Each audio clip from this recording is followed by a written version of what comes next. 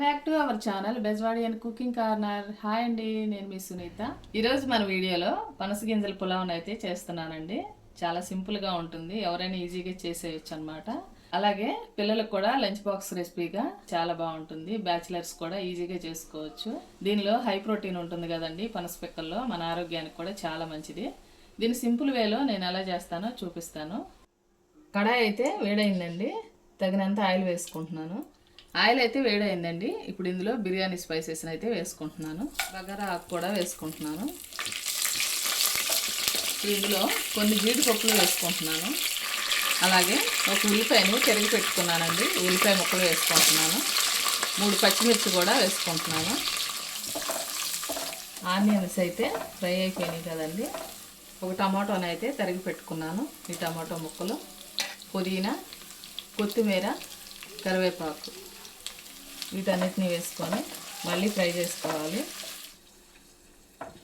ఇప్పుడు ఇందులో 1 స్పూన్ అల్లం వెల్లుల్లి పేస్ట్ వేసుకుంటున్నాను. ఈ అల్లం వెల్లుల్లి పేస్ట్ పచ్చివాసన పోయేంత వరకు ఫ్రై చేసుకోవాలి. ఇప్పుడు ఒక 5 నిమిషాల పాటు ఉడికించుకుంటాను. అల్లం వెల్లుల్లి పేస్ట్ పచ్చివాసన పోయేంత వరకు ఫ్రై చేసుకున్నాను. ఇప్పుడైతే ఇందులో పనస గింజలను వేసుకుంటున్నానండి. ఈ గింజలను అయితే ముందుగానే ఉడికించి పొట్టు తీసి నీట్గా ఇలా పెట్టుకున్నాను. వీటిని అయితే వేసేసుకుంటున్నాను. 1 నిమిషం పాటు ఆయిల్లో ఫ్రై చేసుకుందాము. 1 నిమిషం పాటు ఆయిల్లో ఫ్రై చేసుకున్నాను కదండి. ఇప్పుడు ఇందులో ఒక 1/2 స్పూన్ కారం వేసుకుంటున్నాను.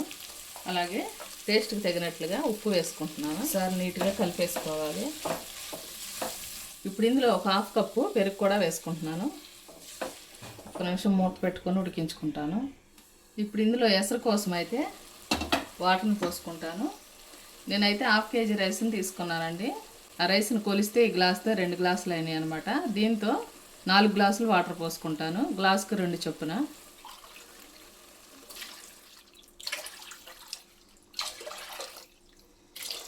ఒకసారి ఇలా కలిపేసుకొని ఈ ఎసరు అయితే బాయిల్ అవ్వాలండి.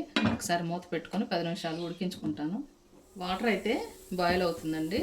ముందుగానే నానబెట్టి ఉంచుకున్న రైస్ని అయితే ఇందులో వేసేసుకుంటున్నాను. 10 నిమిషాల్లో రైస్ అయితే రెడీ అయిపోతుంది. పనస గింజల పులావ్ అయితే రెడీ అయిపోయింది, చక్కగా ఉడికిపోయిందండి.